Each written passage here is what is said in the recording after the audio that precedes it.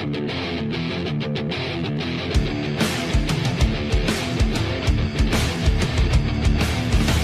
see you as small and helpless. They see you as just a child. Surprised when they find out that a warrior will soon run wild. Prepare for your greatest moments. Prepare for your finest. Greetings all, my name is Ben, otherwise known as the Traveller, and today I'm back to what I do best. It's episode 11 of the RWBY Reviews. Jaunedicide, or whatever the hell you want to call it. It sounds like a forgetting planet.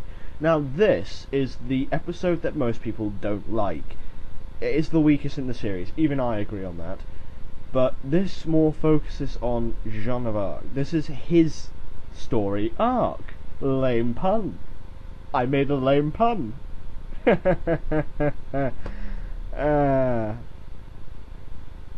not in the slightest. Right. I need to make that. Future me, make a pun of that. Got it? Good? Done. So, the episode begins with Jean and a new character, Cardinal Winchester, fighting. Something must have happened between episode 10 and 11, but I guess we won't know. And, well, we didn't really know what Cardinal Winchester's name is until roughly around about the third act of this episode.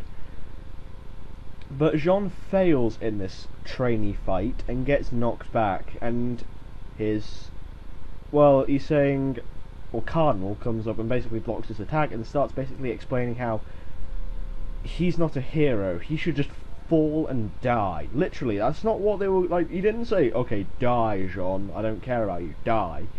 But it's more on those lines. He is basically saying, just die, you will die, don't even attempt it. And even Jean is about to have his hero moment, even saying over my dead body, before getting kneed in the crotch. Power Rangers much? Anyway, Jean's health bar comes down to, I don't know, like 20% down, so it's Pokemon logic, I guess. And, well, I get my first reason why I don't like this episode. Everyone here, apart from the main 8, are pricks. Glinda Goodwitch is a prick. Cardinal and his team are pricks. Sure, it classes out to roughly about 5, but even one character can make a movie go to the underground.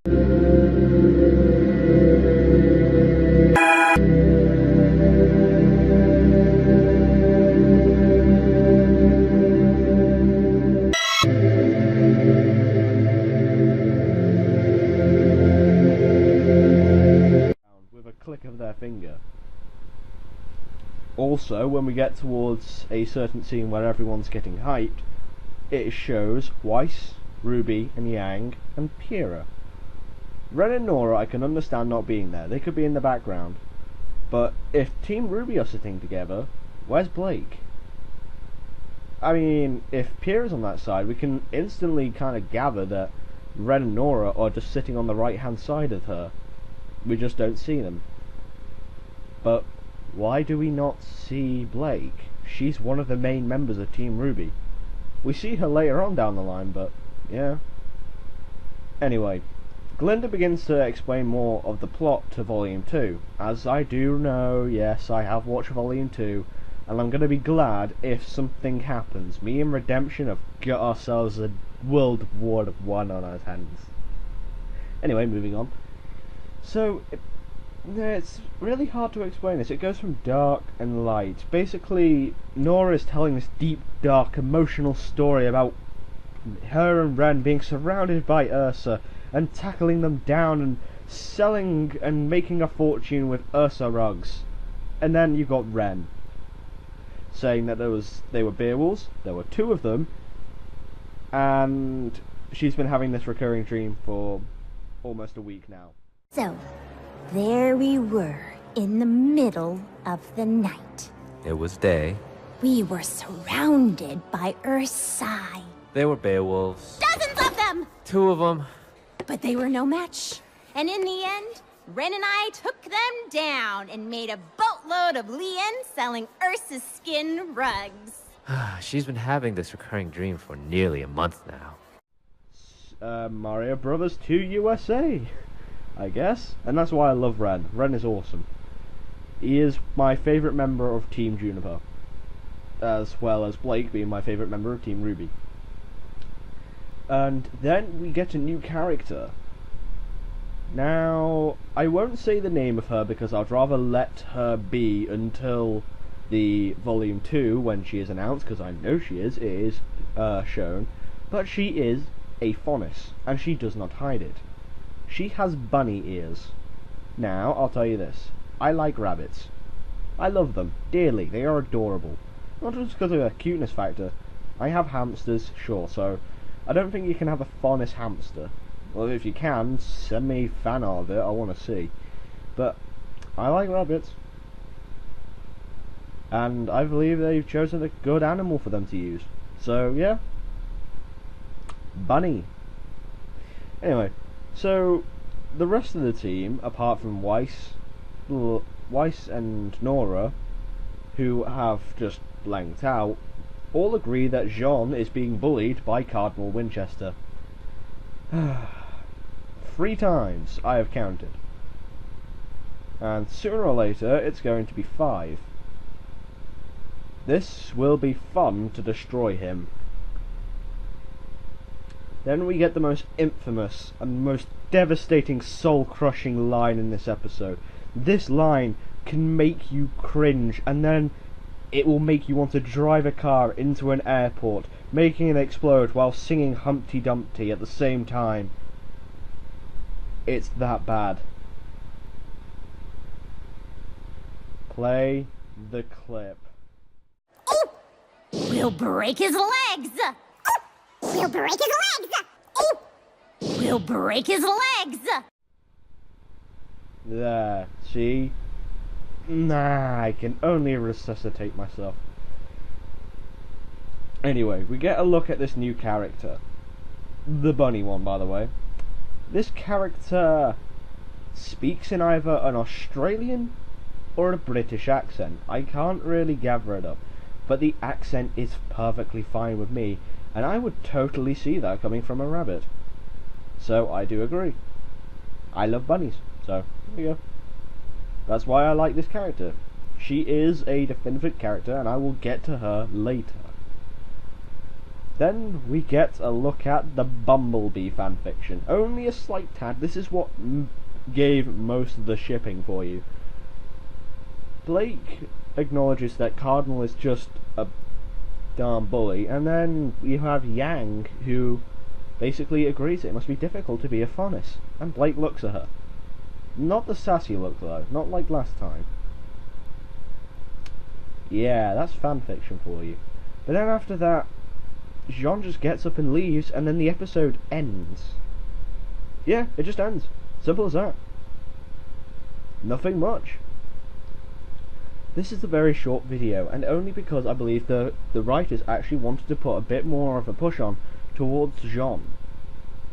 How about this? I can change the episode. This is not the community question, by the way. This here is going to be a slight re-alteration. Sort of like how we had RWBY, Weiss, Blake and Yang kind of not get their full character development, but at least establish the characters. Even in roughly roundabout when they were at the White Castle, I do agree that even Juniper got some character development. We could have had a full 2-part episode discussing on about Team Juniper's actual main kind of relationship as a team. Just 2 episodes dedicating them, not 2 episodes, or dare I say 4 episodes, dedicated to technically one person, Jean of Arc. Now, I haven't got a problem with Jean, or Miles. Miles plays Jean very well, and even explains a lot of emotion later on down the line, but this episode is not the best.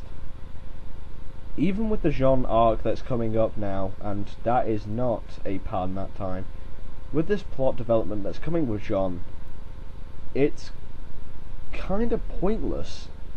I would expect this in Volume 2, to be honest. That way we get to see Jean actually have grown and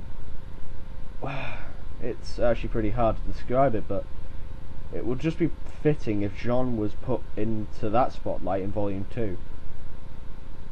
But I would rather have gone with something else, which we'll see next time. With the episode have ended, I actually left when I first saw this kind of disappointed, but slightly more relieved. Slightly relieved that we get to have a look at 4 new characters, or in this case, we get to have a look a little bit more closely to 4 new characters: John, Nora, Pyrrha, and Ren. But I was also disappointed that we don't get to see a lot of Joan of Arc, and I'm very sorry about the quick silence there and the quick edit of a jump cut. Usually when this happens my audio resets, so I'm taking this into precaution. Sadly, as I said again, we don't get to see enough of John, and I would like to see a bit more of Team Juniper in general.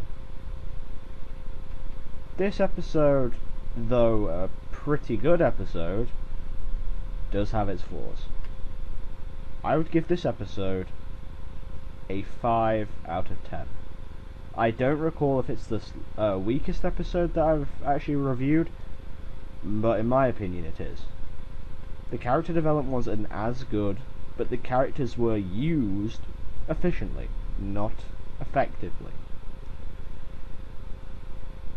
There was hardly any music for anyone to actually get enjoyed about, and the dialogue and the characters, I don't mean the main 8 this time, I just mean the side characters, were portrayed as pricks.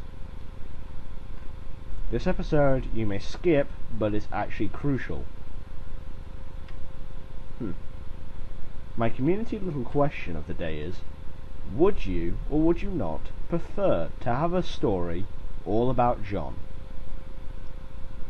The story that they went with, or a different story that you would like to make up yourself, or would you go with my idea?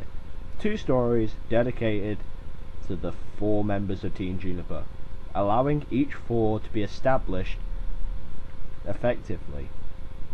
1 story dedicated to 2 people from Team Juniper, but the other 2 are thrown in as well, for a more comedic or dramatic effect. See?